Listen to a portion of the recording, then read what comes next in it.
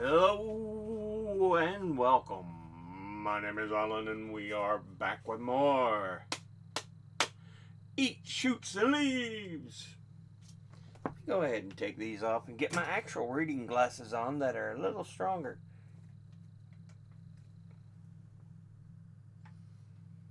But it makes it harder to look at a distance, so it's like, wah! Anyway, into the first chapter, the tractable apostrophe. In the spring of 2001, the ITV1 show Pop Stars manufactured a pop phenomenon for our times, a singing group called Hearsay. The announcement of Hearsay name was quite a national occasion, as I recall. People actually went out in very large numbers to buy their records. Meanwhile, newspapers, who insist on precision in matters of address, at once learned to place Hearsay's apostrophe correctly and attend to the proper spacing. To refer to the print of this group as Hearsay, one word, would be wrong, you see. To call it here say hyphenated would show embarrassing ignorance of popular culture. And so it came to pass that Hearsay's poor, oddly placed little apostrophe was replicated everywhere, and no one gave a moment's thought to its sufferings. No one saw the pity of its position, hanging there in eternal meaninglessness, silently signaling to those with eyes to see, I'm a legitimate punctuation mark. Get me out of here.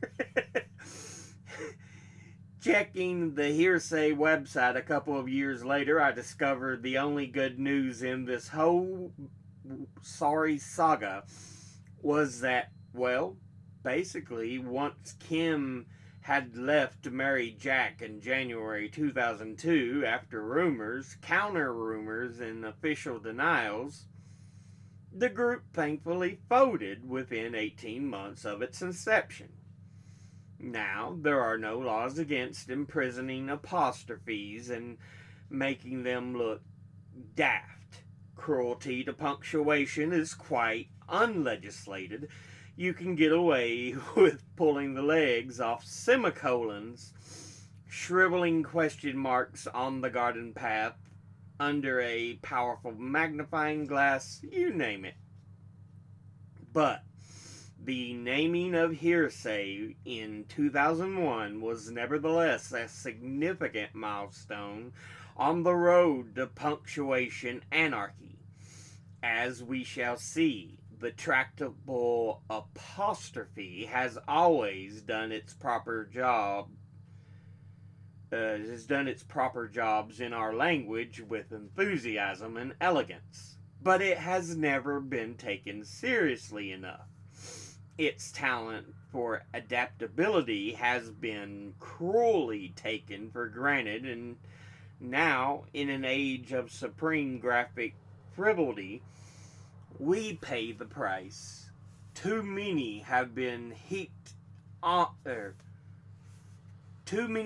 have been heaped on this tiny mark, and far from complaining, the apostrophe has seemingly requested more weight, just like that martyrish old codger in Arthur Miller's The Crucible, when religious bigots in black hats with buckles on are subjecting him to death by crushing. More weight, the apostrophe has bravely said, if ever more faintly. More weight, it manages to whisper still. But I ask you, how much more abuse must the apostrophe endure, now that it's on its last legs and idiotic showbiz promoters stick apostrophes in names for purely decorative purposes? Isn't it time to recognize that the apostrophe needs our help? The English language first picked up the apostrophe in the 16th century. The word in Greek means turning away, and hence omission or elision. In classical text, it was used to mark dropped letters, as in Titius for tertius. And when English printers adopted it, this was still its only function. Remember what comical pedant Holofernes in Love's Labour's Lost, saying, "You find not the apostrophes, and so miss the accent?" Well, no, of course you don't. Nobody remembers anything said by that frightful bore, and we certainly shan't detain ourselves bothering to work out what he was driving at. All we need to know is that in Shakespeare's time, the apostrophe indicated omitted letters, which meant that Hamlet could say with supreme apostrophic confidence, "Fieunt, oh, fie, 'tis a consummation devoutly to be wished, and even I am too much i' the sun." The latter, incidentally, a clear case of a writer employing a newfangled punctuation mark entirely for the sake of it, and condemning countless generations of serious long-haired actors to adopt a knowing expression and say, "eh," as if this actually added anything to the meaning. If only the apostrophe's life had stayed that simple. At some point in the 17th century, however, printers started to intrude an apostrophe before the S in singular possessive cases, the girl's dress. And from then on, quite frankly, the whole thing has spiraled into madness. In the 18th century, printers started to put it after plural possessives as well. The girls' dresses. Some historians of grammar claim incidentally that the original possessive use of the apostrophe signified a contraction of the historic his, and personally, I believed this attractive theory for many years, simply on the basis of knowing Ben Jonson's play Sejanus, His Fall, and reasoning that this was self-evidently halfway to Sejanus's fall. But blow me if there aren't differences of opinion. There are other historians of grammar who say that this "love is labor is lost" explanation is ignorant conjecture and should be forgotten as soon as heard. Certainly, the Henry's wives rationalization falls down noticeably when applied to female possessives, because Elizabeth her reign would have ended up logically as Elizabetha reign, which would have had the regrettable result of making people sound A, a bit stupid, B, a bit drunk, or C, a bit from the West Country. So what are the jobs an apostrophe currently has on its CV? Before we start tearing out our hair at sloppy, ignorant current usage, first let us acknowledge the sobering wisdom of the Oxford Companion to English Literature. There never was a golden age in which the rules for the possessive apostrophe were clear cut and known, understood, and followed by most educated people. And then let us check that we know the rules of what modern grammarians call possessive determiners and possessive pronouns, none of which requires an apostrophe. Possessive determiners: my, our, your, his, their, her, their, its, their. Possessive pronouns: mine, ours, yours, his, theirs, hers, theirs, its, theirs. And now let us count the various important tasks the apostrophe is obliged to execute every day. 1. It indicates a possessive and singular noun. The boy's hat. The First Lord of Admiralty's rather smart front door. This seems simple, but not so fast, Batman.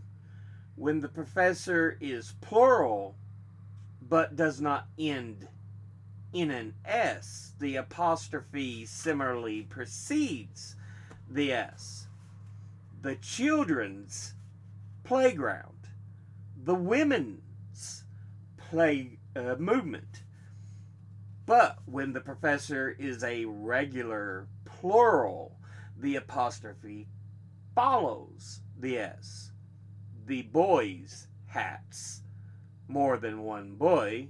The baby's bibs, more than one baby. I apologize if you know all this, but the point is that many people do not. Why else would they open a large play area for children, hang up a sign saying Giant Kids Playground, and then wonder why everyone stays away from it? Answer: everyone is scared of the giant kid. It indicates time or quantity. Or 2, it indicates time or quantity. In 1 week's time, 4 yards worth, 2 weeks notice. Warner Brothers, take note. 3, it indicates the omission of figures and dates. The summer of '68. 4, it indicates the omission of letters. We can't go to Joburg. We cannot go to Johannesburg. Perhaps we can't spell the middle bit. She'd have had the cat of nine tails, I suppose, if we hadn't stopped them. She would have had a right old lashing, I reckon, if we had not intervened.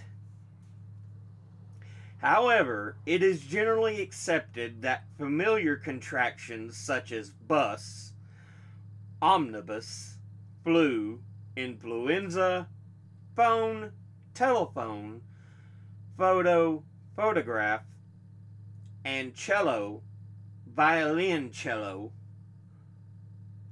no longer require apologetic apostrophes.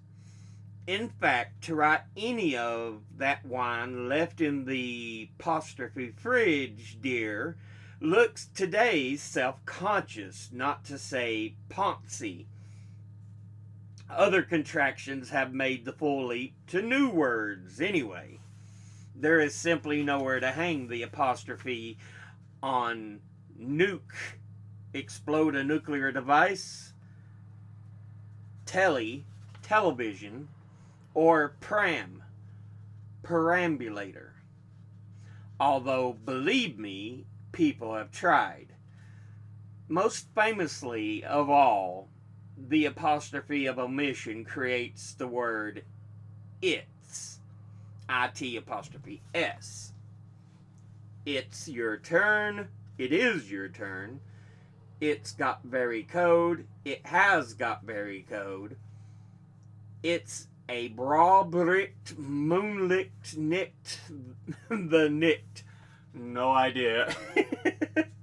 To those who care about punctuation, a sentence such as, "Thank God it's Friday," without the apostrophe, arouses feelings not only of despair, but of violence. The confusion of the possessive it's, no apostrophe, with the contractive it', with apostrophe, is an unequivocal signal of illiteracy and sets off a simple Pavlovian kill response in the average stickler.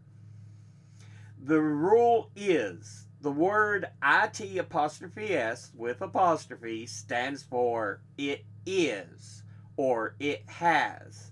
If the word does not stand for it is or it has, then what you require is its, no apostrophe. This is extremely easy to grasp. Getting your itses mixed up is the greatest solecism in the world of punctuation. No matter what you have a PhD and have read all of Henry James twice, if you still persist in writing good food at its best with an apostrophe, you deserve to be struck by lightning, hacked up on the spot, and buried in an unmarked grave. 5. It indicates strange, non-standard English. A forest of apostrophes in dialogue, often accompanied by unusual capitalization, conventionally signals the presence in a text of a peasant, a cockney, or an earnest northerner from whom the heart-chilling word "nobit" may soon be heard. Here is what the manly gamekeep Mellors says to his employer's wife in Chapter 8 of D.H. Lawrence's Lady Chatterley's Lover. "Appen your best av this key, and I'm in find for towards some other road. Appen I can find another place z'll do for rearing the pheasants. If yer want to be here, you'll non want me messing about all that time." "Why don't you speak ordinary English?" Lady Chatterley inquires saucily. 6. It features in Irish names such as O'Neill and O'Casey. Again, the theory that this is a contraction, this time, of, such as John O'Gaunt, is purely woolly misconception. Not a lot of people know this, but the O in Irish names is an anglicization of aw, spelled UA, meaning grandson. 7. It indicates the plurals of letters. How many F's are there in Fulham? Larky answer, beloved of football fans, there's only one F in Fulham. In the winter months, this otters blew off old Peter Cook and Dudley Moore joke, explaining the mysterious zoo sign, "Topical fish this way." And 8. It also indicates plurals of words. What are the do's and don'ts? Are there too many buts and ands at the beginnings of sentences these days? But we'll go ahead and in this episode there, yeah.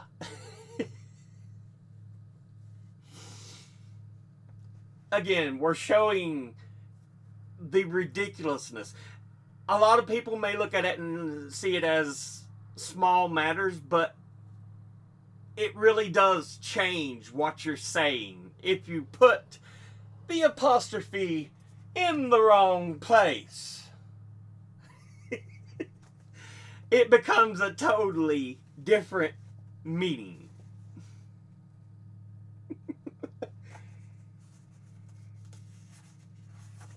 Let's go back here and look at some of the jokes they've got written down.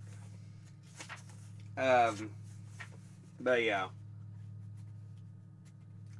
Yeah, they in the opening of the chapter, she talks about hearsay, and they've got it spelled Hear apostrophe SAY, which makes no sense.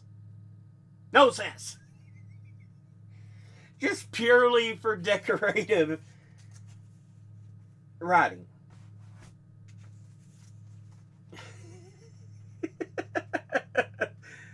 But yeah. What else we got here?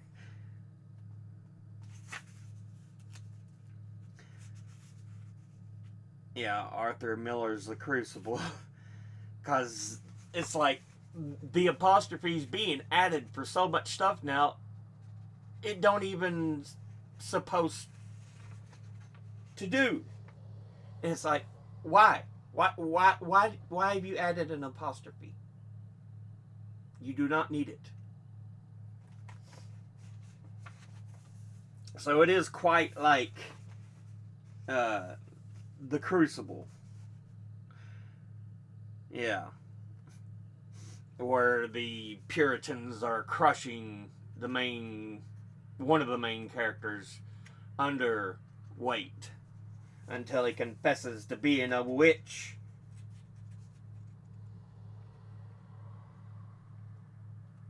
But yeah. And she talks about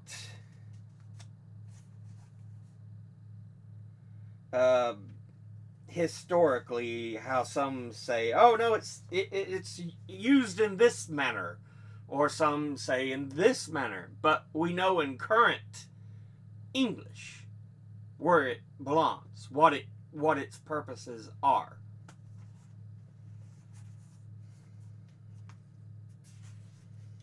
But yeah. If you don't know, what are the jobs an apostrophe currently has as a CV? Resume is what it's saying. Same thing.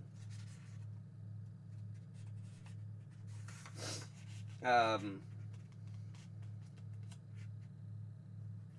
yeah, they talk about it saying, okay, it can be a singular possessive. The word, meaning one person, such as boy, you put apostrophe S, it is saying the boy has something. And thus it becomes the boy's hat. And that is one of the jobs of the apostrophe. And then they talk about now when you get to plural possessives, that's where things get interesting.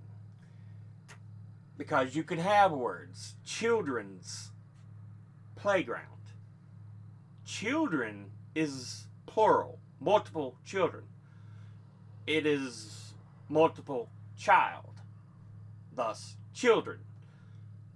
And because you don't have to put an S on the end for plurality. Again, English is such a mutt language sometimes. You just write children apostrophe S. Like you would in singular. Now, if it is a plural word, that is possessive. The boys' hats, indicating more than one boy. So it's BOYS, multiple boys. You just put an apostrophe at the end. But yeah, I couldn't help but laugh when they talked about the giant kids' playground. Giant kid, KID, and then they got apostrophe S. So it's one giant kid and his playground all the way.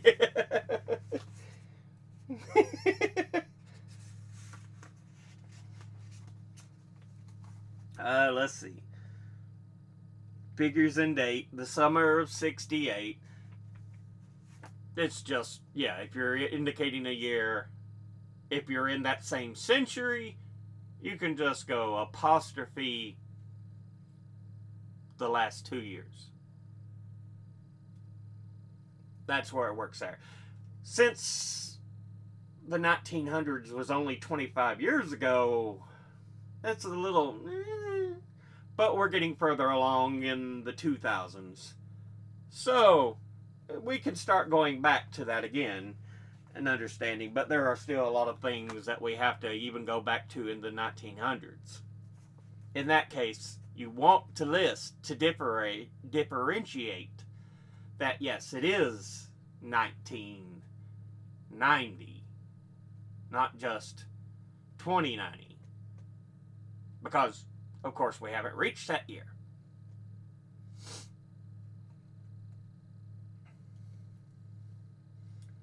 They talk about it using the apostrophe for the omission of letters.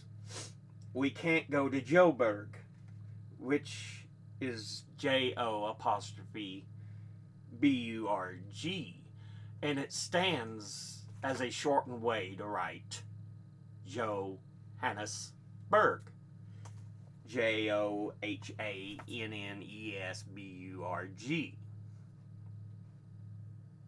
So yeah.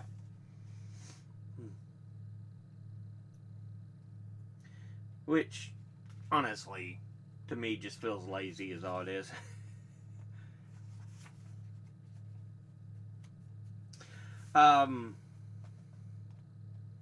They talk about how some words, though, have been shortened to become a natural part of English and thus no longer require that apostrophe. And we are looking at words like nuke instead of nuclear device, nuclear weapon, just nuke. Telly, which that's a British euphemism. We don't see telly as often maybe in the US, but just means television. And pram, again, British, for perambulator. If you don't know, that's just a walker, or not a walker, a baby stroller is what it is.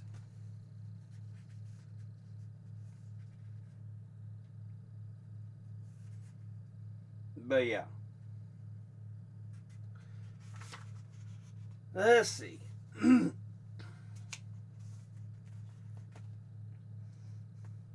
She talks about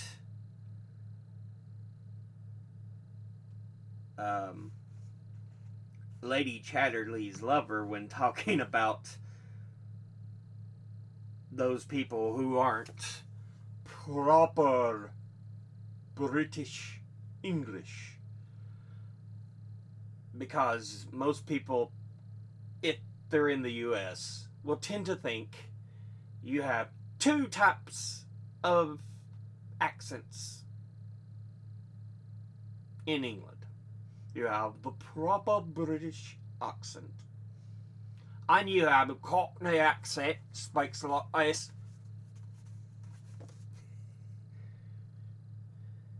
That's because those are around London, in London, but people don't realize there's a bunch of accents in Britain.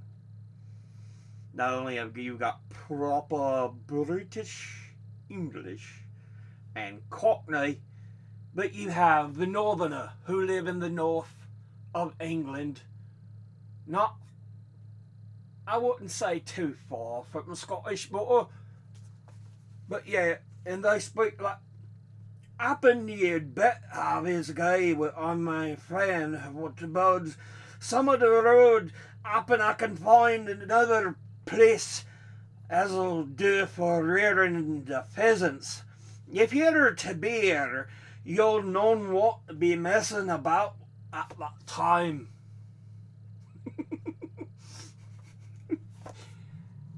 Like I said, there are multiple accents. And this is another one, northerner. North country. Yeah.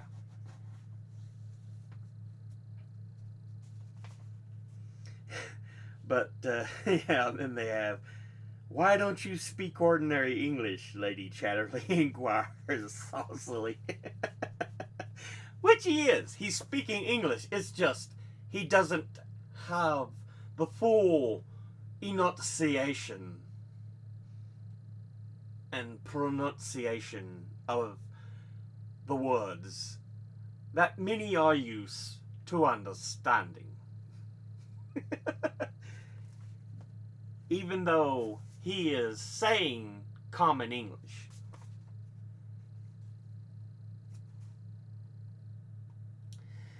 Basically, they drop a lot of H's and stuff. Happen you'd better have this key. And my friend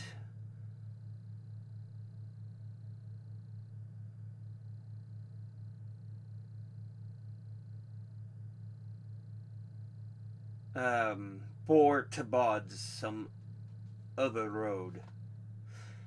Happen I can find another place as you'll do for rearing the pheasants. If you want to be here, you'll not want me messing about at that time. Even some of it, I'm not sure what he's saying, but a lot of it I can understand, yeah.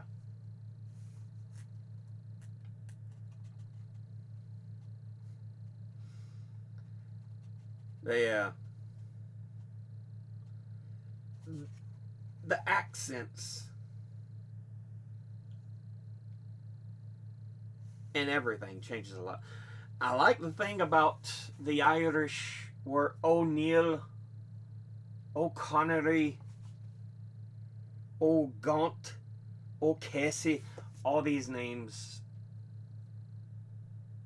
in Irish English.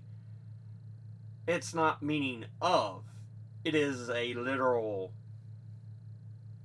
anglicization. Essentially turning a word that's not normally English, English. And that word is O, which is just spelled UA. Remember, a lot of your Northern Ireland and Scotland were invaded by the Norse. So you're going to have some of that influence of Nordic languages, as well as the fact that the Irish and the Scottish didn't originally speak English. Let's see, Scottish was Gaelic, the Irish Celtic.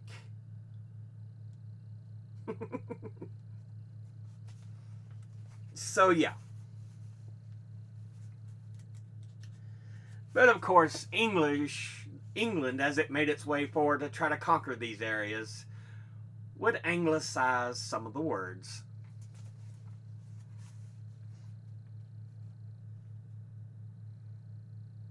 So yeah. But that's that chapter. Some information on it and everything. Yeah, I think it was pretty good. Eat Shoots and Leaves. Like I said, it's a fun book. I think you get a lot more out of it from reading it, especially if you are at least somewhat coherent in grammar.